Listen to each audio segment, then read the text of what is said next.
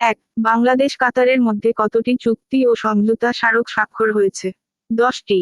দুই, 2024 সালের ICC T20 বিশ্বকাপের অ্যাম্বাসেডর হয়েছেন কে?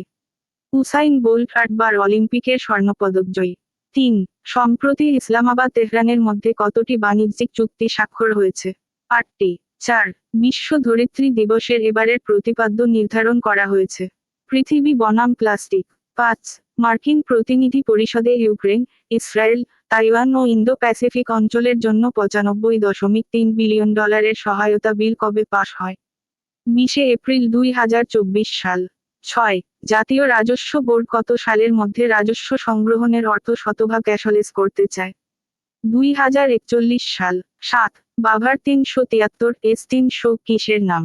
ইরানের ক্ষেপণাস্ত্র প্রতিরক্ষা ব্যবস্থার নাম।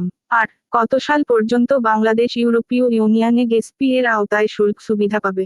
2029 সাল। 9, বাংলাদেশ কত তারিখে এলডিসি থেকে উত্তরণ হবে?